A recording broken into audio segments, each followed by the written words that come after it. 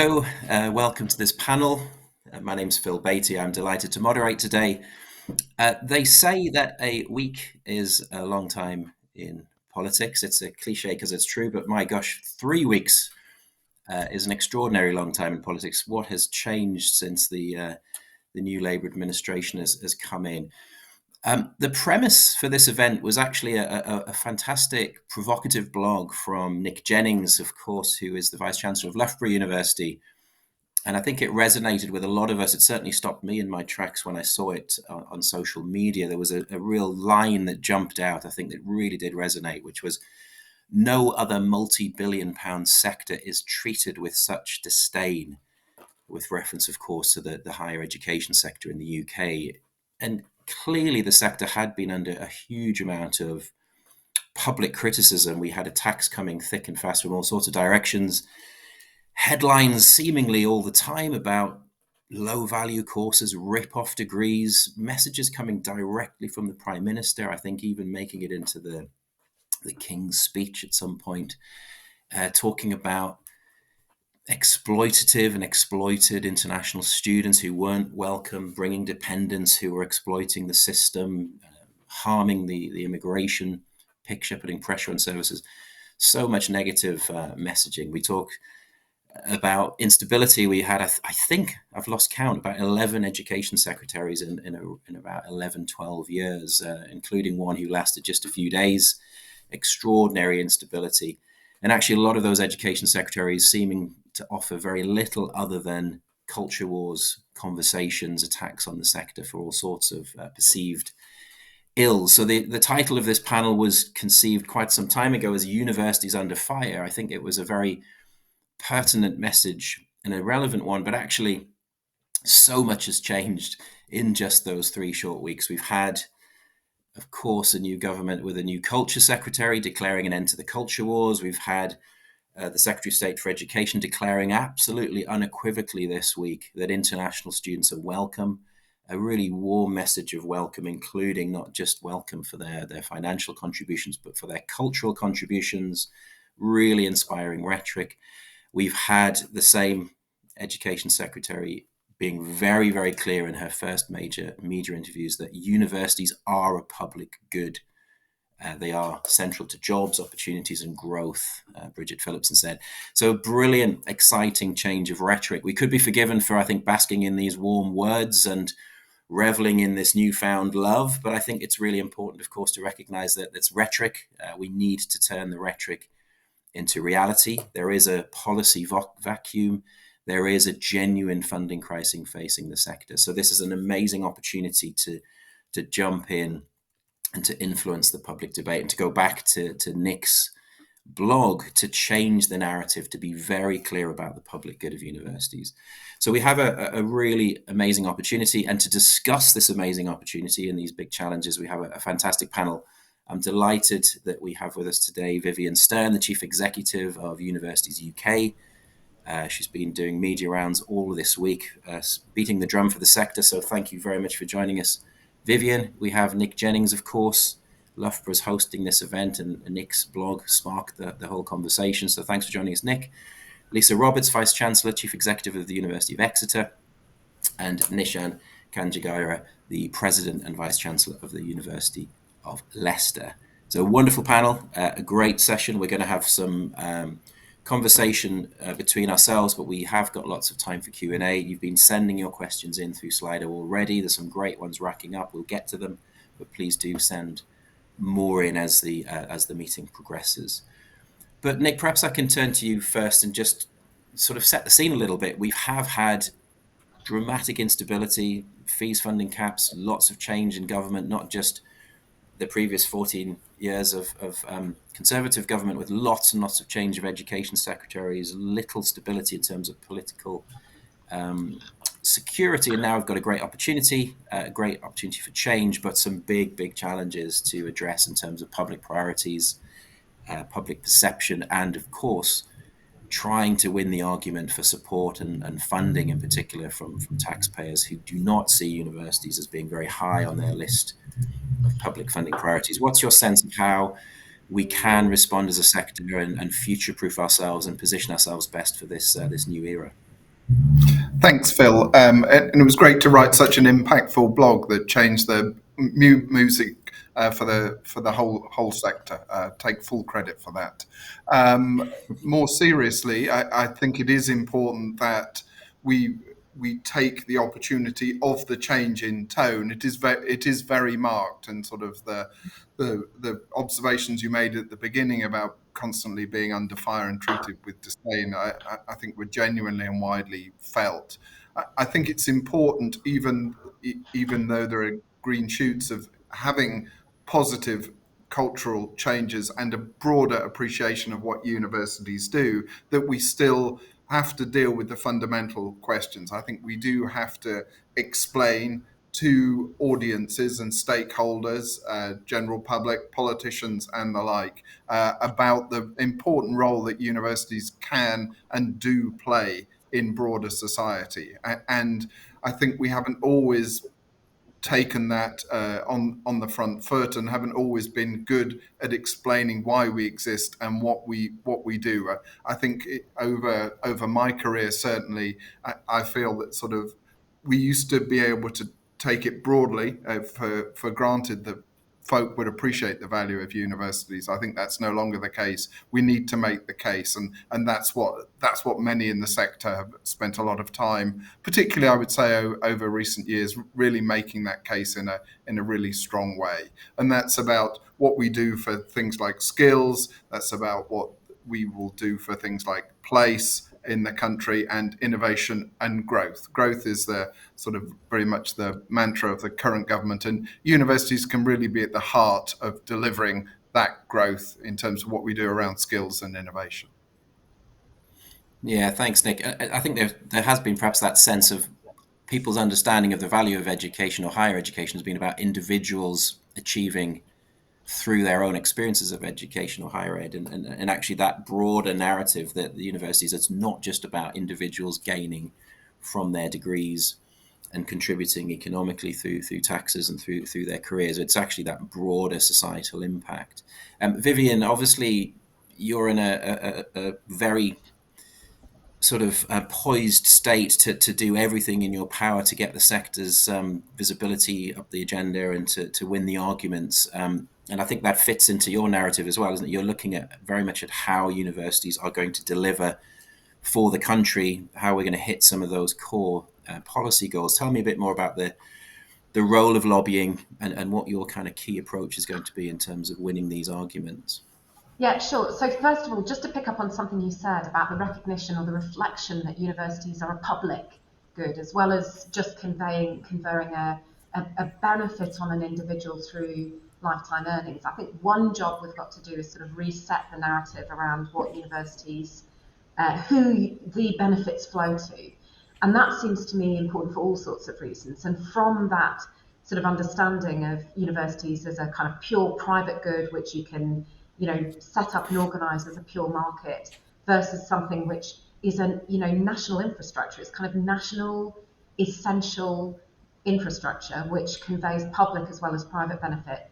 All sorts of other policy decisions flow. And so I think actually it's right to think about that level and trying to kind of cement that idea. This isn't just about an individual earning more.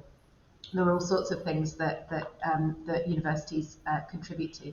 But I mean, I've been thinking very deeply about this kind of central question about how do you kind of shift the narrative around universities. And I suppose first thing I'd say is that we shouldn't be naive. We've had a change of government and the tone has changed, and that's really wonderful. And I think the new government should be absolutely applauded for the clarity with which they've changed that sort of tone. I think it's been exceptional, it's welcome, and it should be appreciated by all of us. But I don't think we should be naive about the sort of forces that led the previous government to play up to that anti-university narrative, because I don't think they've gone away. And if we're not careful, that sort of stuff will continue to influence policy. The kind of, is it really worth it? Maybe there are too many universities, maybe they've all kind of gently gone to hell in a handcart. We've got to understand and do something about that, even if ministers are being much more positive. And I think that requires quite a kind of deep and sustained effort. And the final thing I'll say is I don't think it's just about lobbying. I think it's about what as a sector we do. And we'll perhaps come back to how that sort of how we do something about that. Thanks, Vivienne. Yeah, that's it. So often seems to be the case, doesn't it? That it's almost like the conversation with those who have themselves graduated is very different from those who haven't been to university, those communities that haven't been, but actually the wider benefits to everybody through universities, not just through education, but of course through the research and what contribution is made through research and knowledge transfer. That's a really important piece of the puzzle, isn't it? That it's not just about did you go and did you not go, and that's why we've seen so many divides in society, I think, in terms of those who may value higher ed versus those who are perhaps encouraged in some quarters to somehow disdain the universities as out of touch, and et cetera, et cetera. So we'll hopefully get into the weeds a bit of that in terms of practicalities in a moment or two. But perhaps if I could turn to you, Lisa, and just talk a bit more about this idea of value for money. There's lots of research that suggests that, well, it's the cliche, isn't it, that actually people who might disdain universities will almost never disdain their own local university. The sort of taxi conversation about the value placed on local universities, but the data always suggests fondness for universities, certainly an unwillingness to see any of them fail from the general public, but also that sense that there's no sense from the public that there is a real funding crisis. There's no sense that universities are struggling financially. Perhaps the opposite, a sense that universities are quite comfortable. And big questions about where taxpayers' money should be prioritised in a tight spending environment. What's your sense of why does the public feel that way, and what can we start to do to change that narrative as the theme of this event is all about? Thanks, Phil. I think part of it starts with a general lack of understanding, maybe in the public overall, around how funding for universities works. I think there's still quite a few people, people I speak to that almost see universities as big schools, and they think we're funded like schools and like colleges. So I think we have a job to do, as I think we've been doing much better recently in explaining the funding structure for universities. I think people see a headline fee of 9,250 and think, well, what's the problem? But I don't think we've explained clearly enough what happens with that 9,250 and exactly what that's used for. So I think, if you couple a lack of understanding of the funding structure with a lack of understanding of everything that we do in the round, because we're not just educating individuals, as Vivienne and Nick has said, we do a lot of work in our community. We provide lots of jobs, we provide lots of support for our students, the research and innovation, all the civic things that we do that are generally quite hidden from the general public unless you're located in a town or city with a university. You maybe don't see some of that. So I think we need to, as others have said, explain more about the fee structure, all of the work we do in the round. But I think, the public have seen other national institutions having a tough time in recent history and really having to cut costs and seeing their budgets cut. So it's probably not surprising that the public are not prioritising universities in the list of where we need to fix funding and where we need to fix the system. So I think a lot of it is looking at ourselves of how we can make 9,250 work, how we can explain what's done with that 9,250, and making sure that within our communities we're talking about the hidden value of universities and what we do within our communities to support everybody, not just those that are attending the universities. And let's just pause on that 9,250. Obviously, it seems like it's now becoming more of a mainstream media issue. We saw a front page of the Sunday Times about the funding crisis.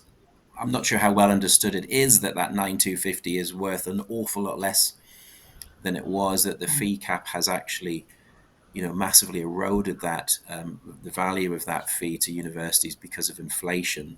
I think, I'm not sure the exact number, but it would be about 12,000 now, I think, if we'd followed inflation. But obviously the number itself is a challenging headline, and obviously politically toxic to say, right, we'll put fees up. Partly about the again, public understanding of what the fee represents and how it's spent and how it's actually covered up front by the government.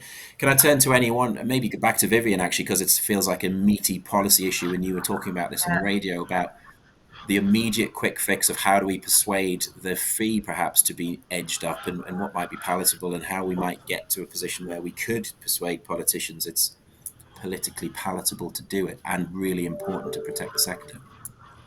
Well, I mean, it's a really hard problem, and it's now I've been a lobbyist for a long time, and I think it's probably the most difficult challenge I've ever come across. I think that on the one hand, the linking the fee to inflation seems to me achievable, but it requires us to somehow get across to people the idea that this isn't putting fees up and increasing the burden on the graduate. I mean, and coming back to Lisa's point about understanding, the kind of understanding of the repayment system is very poor. So just getting across, for example, the basic fact that even if you put a couple of £100 on the headline fee to bring it up to in line with inflation as it is now, it wouldn't increase the amount you pay back month by month, because that's set at 9% of your earnings over the threshold. So you might pay back for a bit longer, probably not a vast amount longer, but it wouldn't put your monthly payments up. So even that stuff isn't understood. But the kind of what I'm trying to do is argue the case that this is not putting the fee up. You know, we could be here as the body representing universities saying, do you know what, that fee needs to be £21,000 or £15,000 or £12,000. We are not saying that. What we're saying is this is a decision for government. It's not in our hands. You control the cost of an undergraduate degree. And at the moment, your decision, or the lack of a decision to link it to inflation, means it's going down year after year after year. And so linking it to inflation is not putting it up in real terms, it's stopping it going down.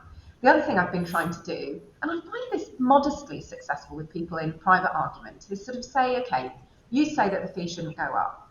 Fine. Do you mean not this year or not next year? Do you mean not 2030? What about 2050? Is it still going to be 9250? No, it's not. So the question isn't about whether this fee goes up. The question is about when. The question is about how much you run this system into the sand before you do something about that.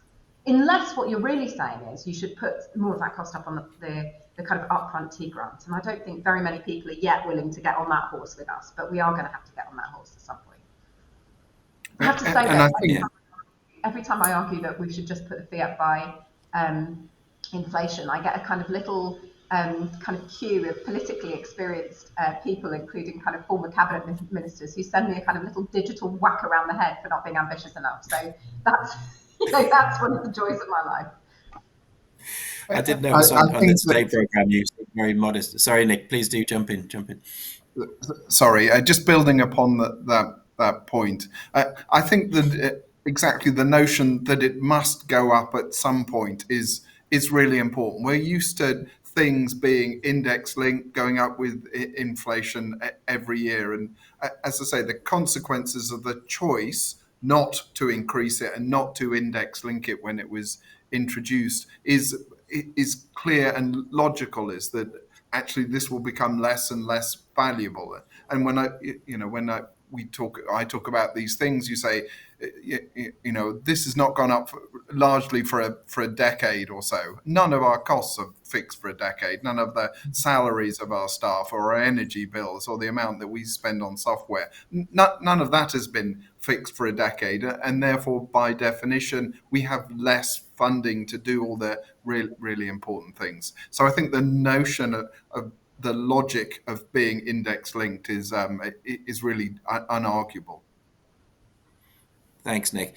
Nishan, I'll come to you in a moment, but Lisa, can I go back to you just to pick up on Nick's point there around there's an unarguable case there, but actually that's still politically challenging to do. What else can universities do while waiting? Let's assume it's actually a waiting game. Hopefully it'll be perhaps kicked into a longer bit of grass, but it will be grasped in perhaps this next parliamentary term.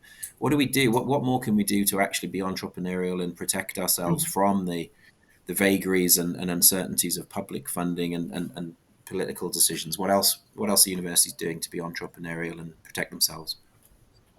I think there's two things we can do, isn't it? It's look at alternative ways of bringing in income, and to look at ways of controlling our costs, or being, innovative with how we work ourselves and how we operate. So I know many universities, including ours, are looking at different ways of boosting income streams to the university. So looking at different kind of products that we can sell, for want of a better phrase. So, working on things like executive education, sort of selling skills and education direct to business. Degree apprenticeships is something that we've been working on for a long time. It's now 10% of our student population, working with industry to sort of train their leaders, but also to offer more sort of consultancy services for research and innovation. So looking at different ways of bringing in income.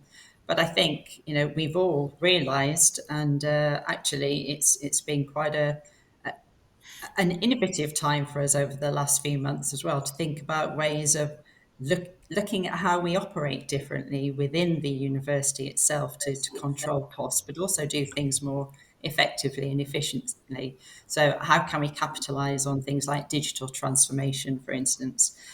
So we've invested in a big digital team. We've stood up a new program called PS Connect, Professional Services Connect, which is a digital way of accessing services within the university. We're doing the same for a Student Connect system at the moment. We're looking at our curriculum and how we deliver that over the next decade, so a big curriculum for change program.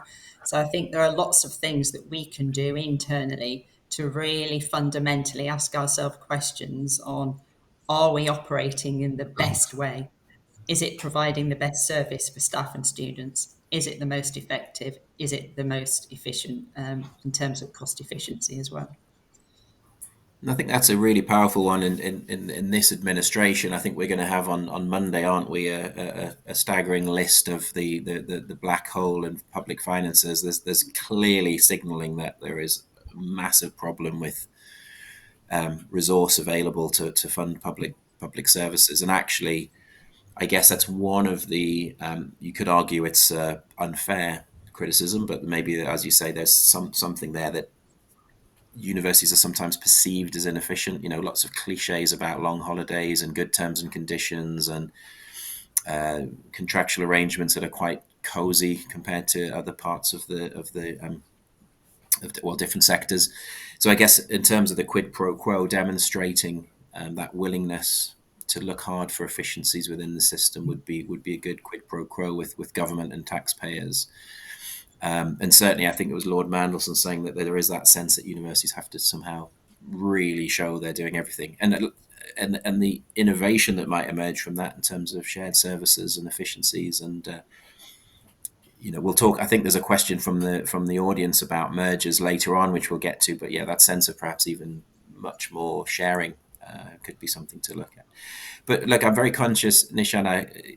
You've been sitting very quietly so far, but I want to turn to you overtly in the same issue of how do universities protect themselves against the vagaries of and challenges of public funding. Of course, the big story, the big challenge has been international students. The rhetoric this week from Bridget Phillipson, I thought was really heartwarming, but it was rhetoric. So if I could turn to you just in terms of how damaging has the last, I'm not going to say last 14 years, that's a bit too sort of narrow in the sense, but the more recent rhetoric against international students, the removal of the dependency, the dependents joining on some of the postgraduate courses, the review of the graduate visa route. Of course, we had a reprieve. The review was very, very positive in favour of the sector's demands to keep that route. How damaging has it been, and what do you think is the prospect for a new era of welcome that the government signalled this week? Thanks, Phil. Good morning, everyone. So absolutely, as you said, we all rely on international students. I had prepared for this session really having an attack at the government, but Bridget Phillipson wrong-footed all of us, hasn't she, in being very supportive of the sector. So I have to rethink what am I going to say. So I think you can see that on the news, can't you, how many universities are struggling in the last 18 months, 24 months because of the government rhetoric. that is translated into a low number of registrations from international students. There is plenty of data. I think you can see some universities being down as 40%, some about 10%. So it varies depending on the institution, whether they rely on Chinese students or Indian students or Nigerian students. Different policies have had different impact. So, for example, not allowing students to bring their dependents has affected certain markets. And similarly, the postgraduate, post-study visa has had a massive impact on India.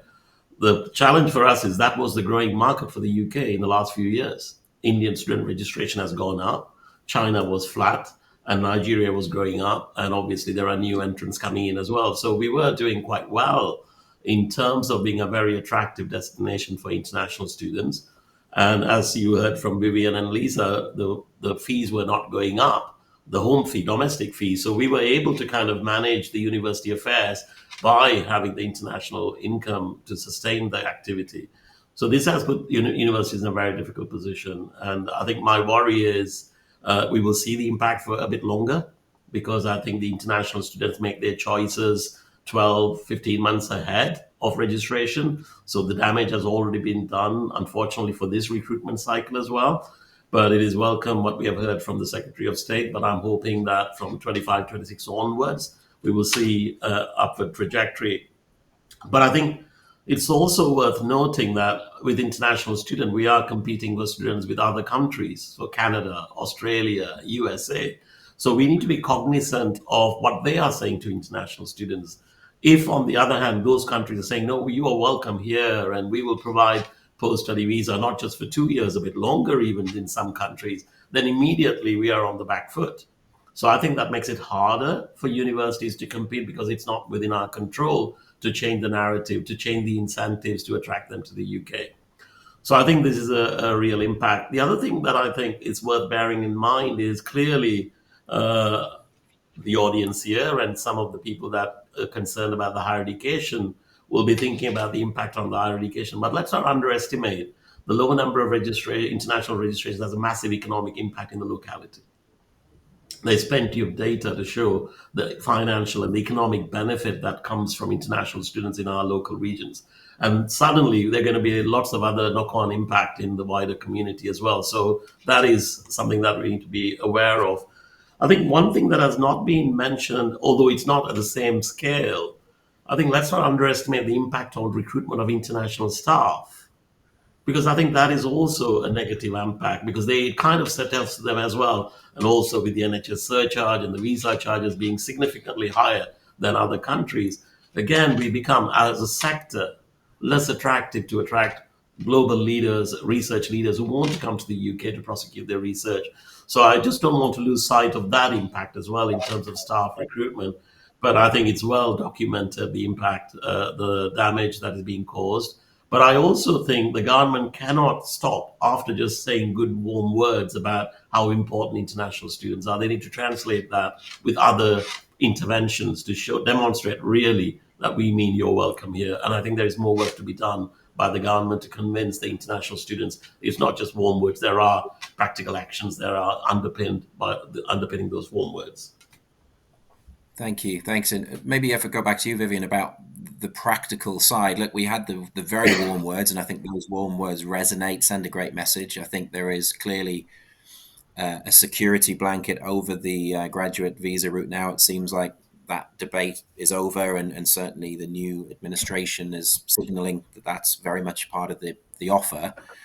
But the restrictions of dependence for postgraduate courses, obviously that's in place now. It's already hitting. What's your sense of the policy environment there? That how do we do exactly what Nishan was saying? Turn the warm words into some more tangible areas, and how do we fit with the global picture, right? Because we seem to be quite lucky in a sense that Australia is having a pretty unpleasant debate about capping student numbers. Lots of competitor nations seem to be also having these domestic immigration rows that are hitting international students. So we have an opportunity here as well, as Canada shrinks, as Australia potentially restricts. Possibly Trump might be back in the White House as well, and he wasn't particularly welcoming of international students from certain countries. What's the policy levers that Nishan referred to? What would you be pushing for from the new government? Okay, I think there are kind of three broad things. The first is we should say thank you to the government. We should say thank you to Bridget Phillips, and she should hear us say that, because it was one of the top things we all asked her for on the way in. Do something to settle the market, send a positive message. She's done that relatively rapidly. And I think, over time, we'll have lots of areas where we really disagree with one another, and it's important that we establish a kind of relationship, partnership and trust where, when we ask government to do something, they do it. They are rewarded by a sector that appreciates that. So I think that's very important. The second thing is use it. So we were ready when Bridget made that speech to get it out via lots of international channels, via the FCDO networks, the embassy networks, the British Council, via kind of agent networks. So, and individual universities, frankly, they should be doing the same. Video clips of that speech and statements from vice chancellors repeating it more, that kind of stuff, and get it out there. The third thing, though, is, and I almost think I shouldn't say this, because right now we exist in a world in which everybody thinks that Bridget Phillipson just committed the government to keeping the graduate route. But one of the advantages of having studied English literature is I know that when you read, you also read what isn't there. She did not. Don't tell anybody. This is our little secret, right? But read it. What she said is, isn't it good that we have this route? And we have to be totally clear. This government doesn't want to fall into an immigration political trap any more than the last one did. It's going to face the same pressures. And our job has to be trying to work out how to help this government avoid getting into a situation where international students become a politically toxic issue again, to the extent that it doesn't matter if they would like to help us in this regard. They can't, because they would be punished electorally for doing so. So one of the things I think we have to use this moment to do is try and think about how we could help work with government to create a stable regime around international students, one in which you don't have the kind of very rapid growth we got in the period just after 2019, where it's kind of settled, stable, well-managed growth with, very, very secure commitment to compliance, better regulation of agents, some of those things that we were talking to the last government about when we were arguing about the graduate route, better presentation of the data, the kind of old chestnut about how you present international students and migration data, but in return for something that feels like a stable commitment to a visa regime that's going to be here next year, the year after that. And that's, I think, where our attention has to move to. But we just shouldn't be blinded by the extremely positive rhetoric. Is not, in the end, where the action is. You have to think about what the policy framework is going to look like, and I wouldn't be complacent about that. Yeah, important words of warning there, that there is a risk we all just get so blinded by the warmth of the message.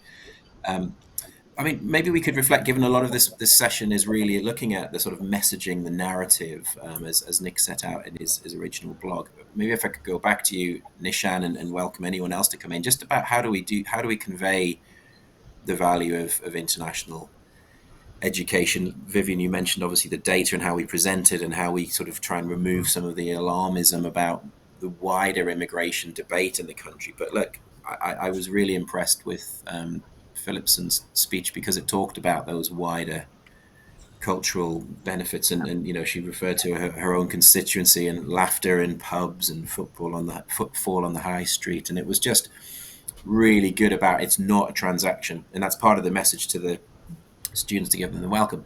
But Nishan and maybe Lisa as well, what do we say about the value? How do we keep pushing that drum that it's not just about propping universities up financially, it is actually of benefit to the UK more widely?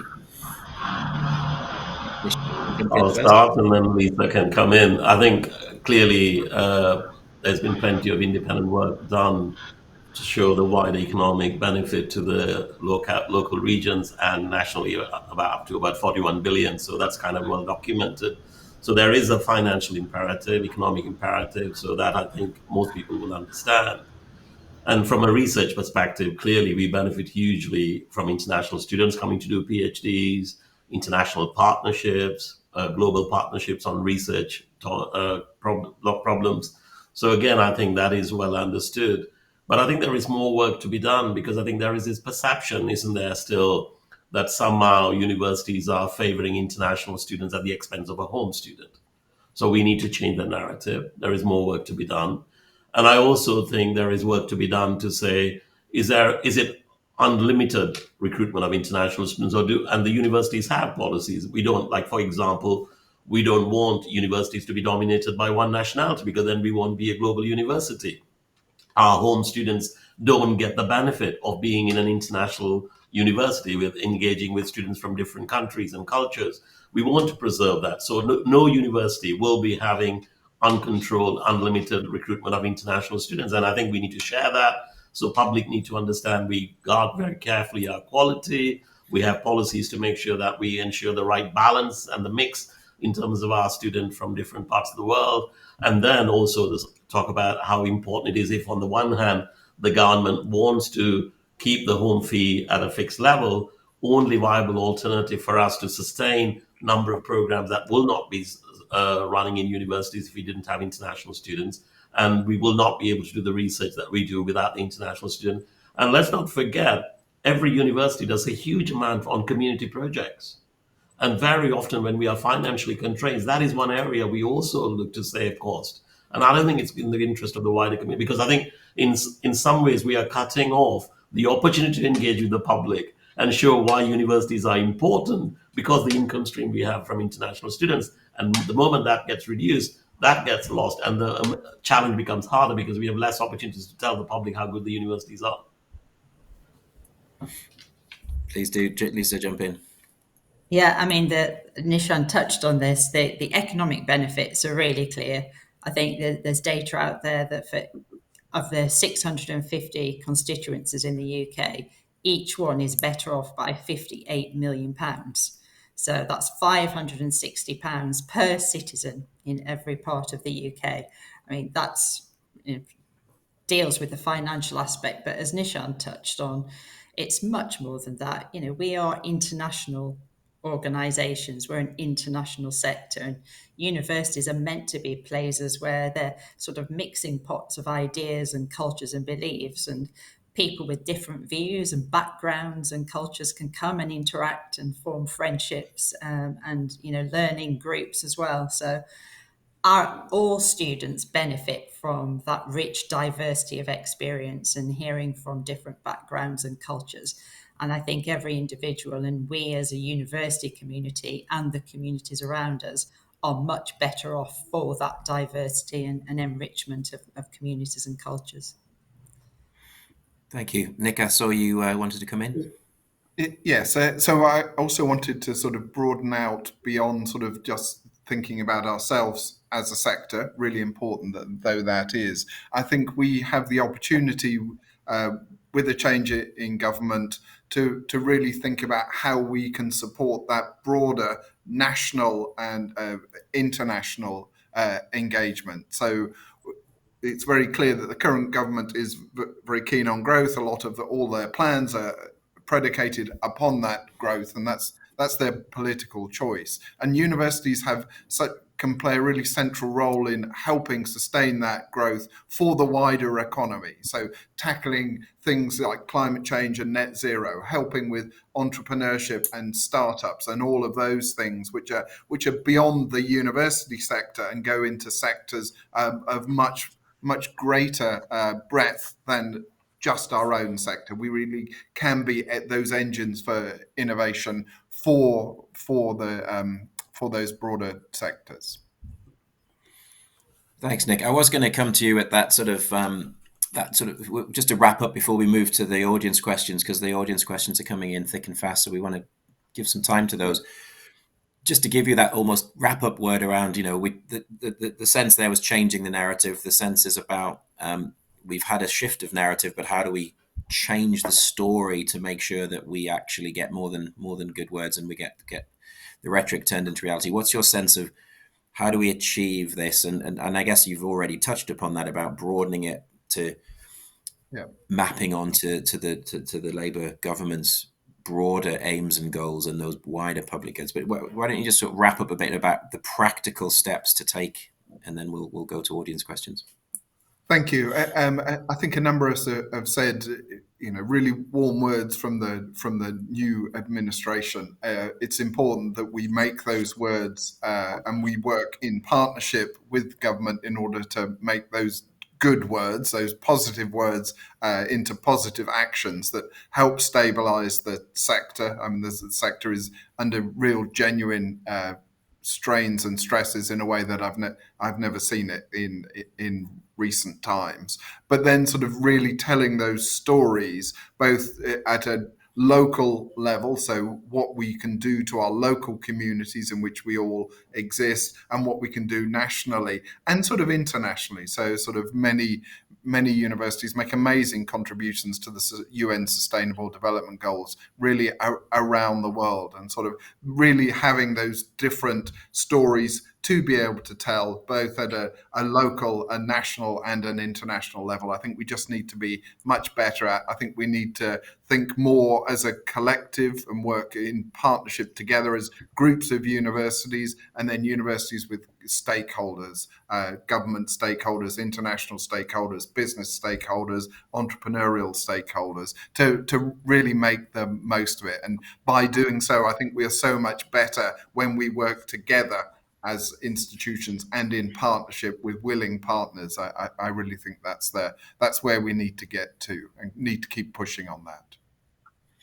Thank you. I will ask the other vice chancellors as well to at the very end just to share some specific examples of super impactful activities. But it's worth mentioning, and I can't have an hour on a panel without mentioning rankings. Of course, a lot of people will be groaning in the audience, but the Times Higher Education Impact Rankings are designed to show social and economic impact. And I think what's wonderful about them is they change the narrative as well. It's not just the usual suspects, renowned research-intensive global universities that are making differences on the ground to specific SDGs. And that's everything from your more well-understood climate and environmental issues, but also community, decent work, growth, economic impact, innovation. And I think what I'd love to see is that data which shows the UK doing exceptionally well with exceptional strength and depth, turn those into human stories. What do the numbers actually represent? You are leading the world in terms of success in impact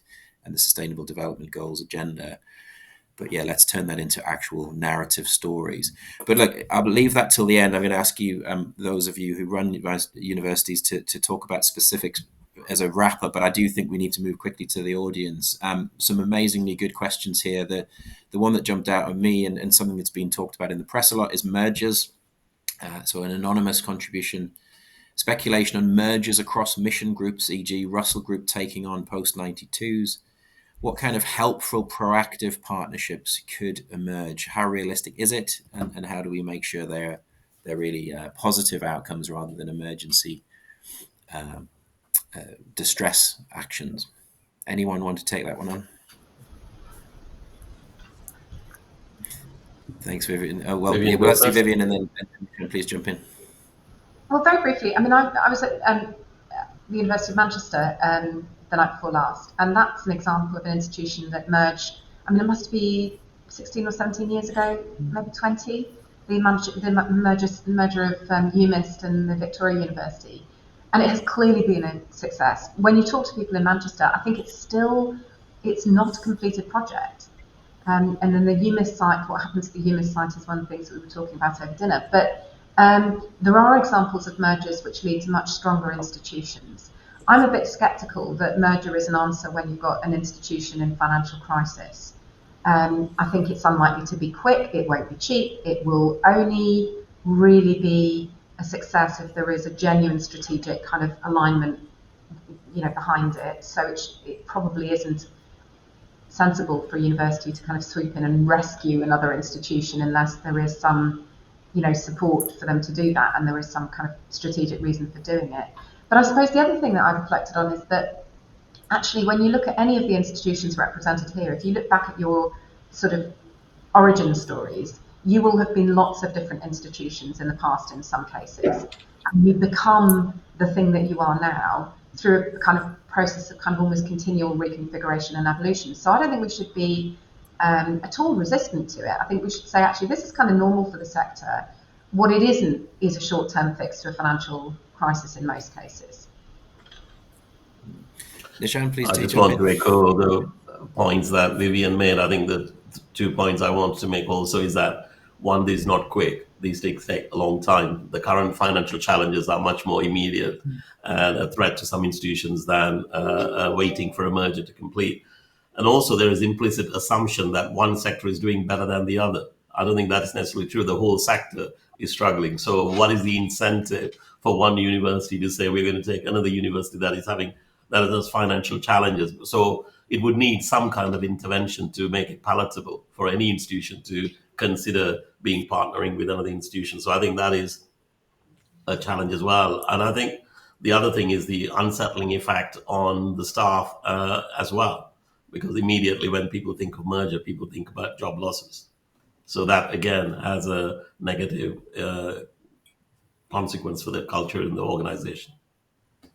Absolutely. Nick, you wanted to come in?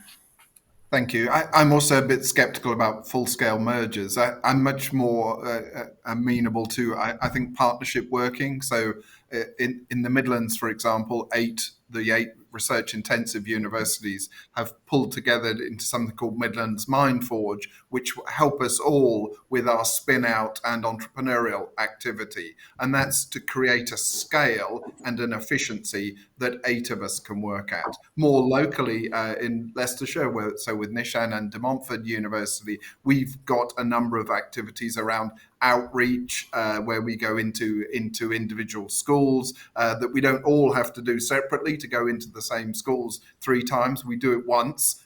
We do it, divide it up, and that helps our resources go further. And that sort of partnership working and getting us to be able to work together much more effectively, I think is a much better way to go. And we also look at doing some things, some of our specialized services, so some of our legal services, for example, where there's very specialized expertise, and perhaps we don't need a whole one of those in Loughborough, but access to that, the same happens at Leicester and De Montfort. So that sort of ability to share where it makes sense, I think, is a much more palatable way to go than full-scale mergers, which I see less scope for all the reasons that Vivienne and Nishan have just said.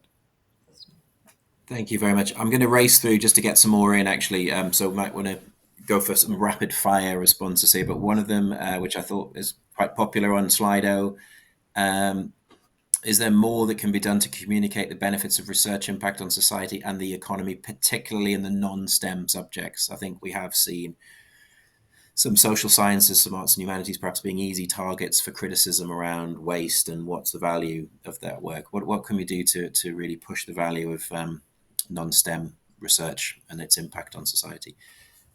Any offers for that one? Lisa, you've had a quiet spell. I might put you on the spot.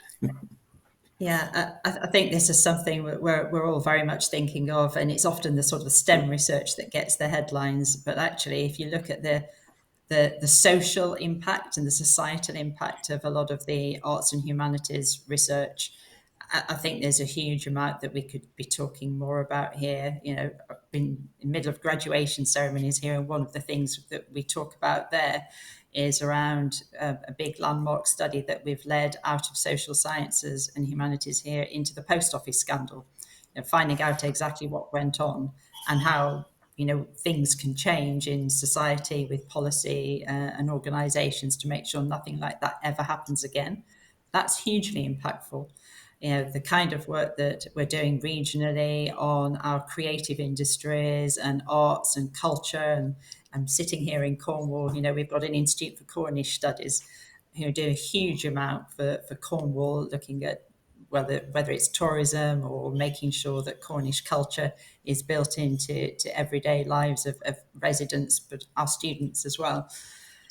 We have to get those stories out there. And I think sometimes those stories aren't as attractive to the media and the press as some of the big shiny new drugs that may be developed, but we've got to make them interesting and get real life stories out there, I think, and showcase more of our academics and students doing that kind of research.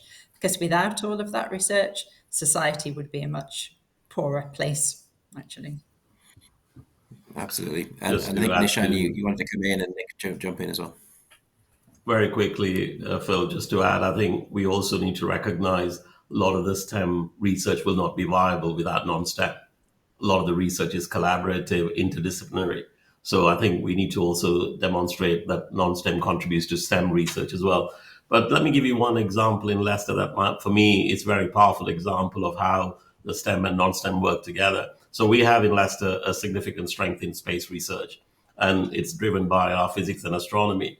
But what has happened recently is the engagement from our law about space, who controls the space, business coming up with what are the business models for space, policy models of who is controlling the waste when that happens in space. What are the policy implications? None of that would be possible if we didn't have the non-STEM. Just sending the rockets to moon is not the answer. There are other policy implications and other dimensions. So for me, that is a good example of how the STEM and non-STEM come together to kind of prepare us for the future. Thanks. Nick, you wanted to come in? Yeah, just a couple of quick points. So I would say one of the most impactful areas for us, full stop, in Loughborough has been the work that our Centre for Research and Social Policy have done. So they've underpinned the work on the living wage for decades now. So in partnership with Roundtree, working out what it means to live well, what you need to have in order to be a functioning member of society. And that has now been rolled out to 13,000 UK employers. And the number of individuals who benefit from the living wage and how it's calculated and how it's computed impacts all of society. So I think that's a really clear example. And I feel as the world's best university for sport-related subjects, I feel I should at least mention sport once during this call. So sport and its broader impact on society, on health and well-being is really important. And I'm sure many of us will be cheering on our Olympians in Paris in just a couple of weeks' time. And again, sort of that impact of what high-level, high-quality sport makes to the culture of our society is a really important aspect. It's something I'm very proud of what we do at Loughborough. Thank you. Vivienne. The humanities. So, I mean, I don't quite know how to tell this story in a way that really gets people to sort of absorb what I mean. But if you think about the conflicts that we are, facing in the world at the moment, in Ukraine and in the Middle East, the roots of these conflicts are found in history. And if we do not understand the relationship between what happened in the past and the interaction of kind of, people and cultures in those spaces, we don't really have a chance of understanding what's going on now and how we might resolve it. And so there's my little plug for I'm also going to give a plug for languages, because I suspect that we're entering a kind of era in which, must everything be tied back to the economic impact, or is it important that we have people who are still, working away at the kind of the questions which are simply really about understanding human beings and the way that they evolve and think and operate and communicate and work. I think all of those things are important too. They may not be immediately economically beneficial, but they are important to us as human beings. We've already had an example of the benefits of an English literature degree in close reading the text of ministers' speeches, Vivienne.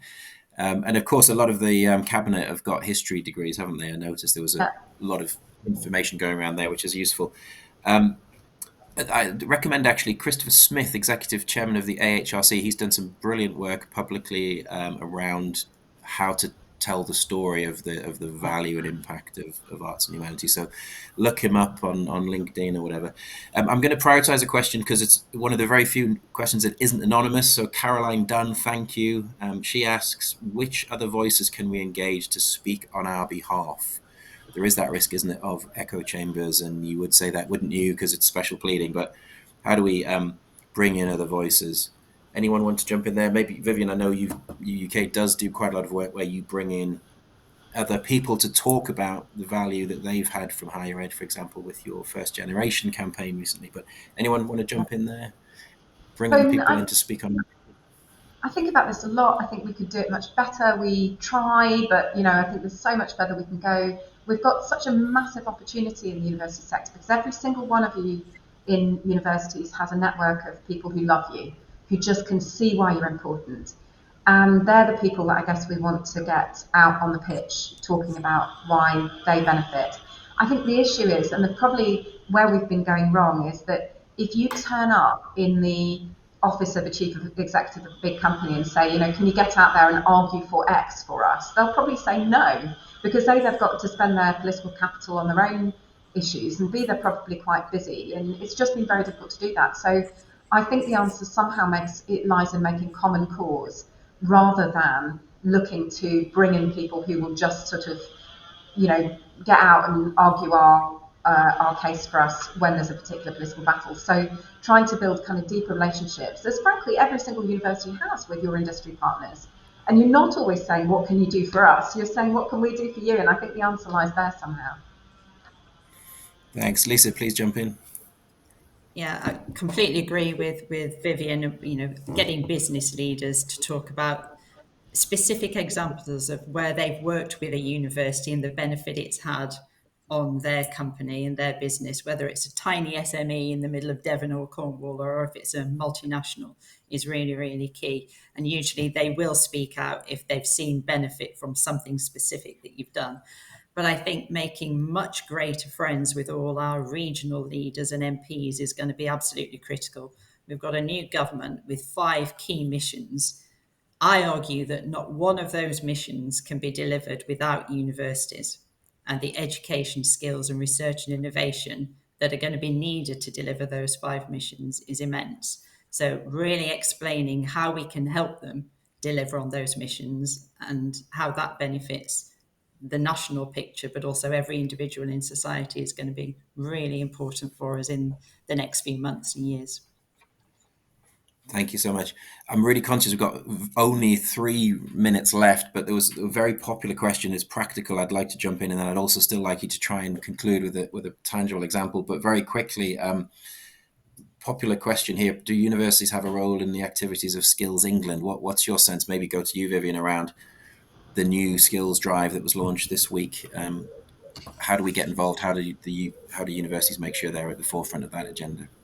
Yeah, we have to be centrally involved. I think we will be. I think the bringing for future skills into what Skills England is very important. But they will know, as all of us know, that skills aren't something that kind of stops at the gates of a university, and what happens inside a university is something else that has nothing to do with skills. We've got to try and get across the idea there's a continuum, that every industry or public sector needs people with skills at different levels. We'll supply some of them, other parts of the education system will supply others, and that shouldn't be about them and us. That seems the challenge we face. But I also think we have to kind of slightly watch the risk that we end up with a single funding and regulatory system for HE and FE, because I don't think that would be a very good idea. Thank you very much indeed. Thanks for being so quick as well. So 2 minutes. I'm very sorry we've left it so late, but a couple, Nick, come in. But I'd like to just ask the Vice Chancellors some, in very short time, something specific you've done that you're proud of, that's a great story of real impact, that really goes to the heart of this narrative issue. Nick, please go ahead. Yeah, but let me just say something about the skills piece. It relates really clearly to the common cause. We need lots of upskilling. So in my broad area of artificial intelligence, digital skills, net zero skills. And I think sort of the vehicles like the Institutes of Technology that have been set up and around skills are really important to recognize that breadth of where skills start and how universities can engage in these beyond just the sort of traditional undergraduate courses. So but both in terms of skill levels, apprentice levels, CPD, as well as exec ed. So I think that broader piece around skills is a really good angle where we can find common cause, both with government and with industry.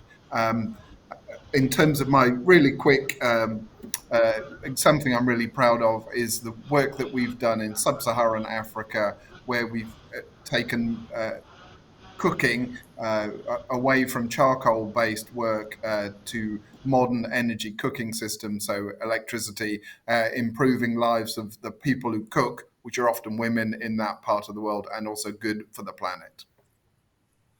Fantastic. I think the stories, the human stories, are so important. Lisa, have you got an example you want to share?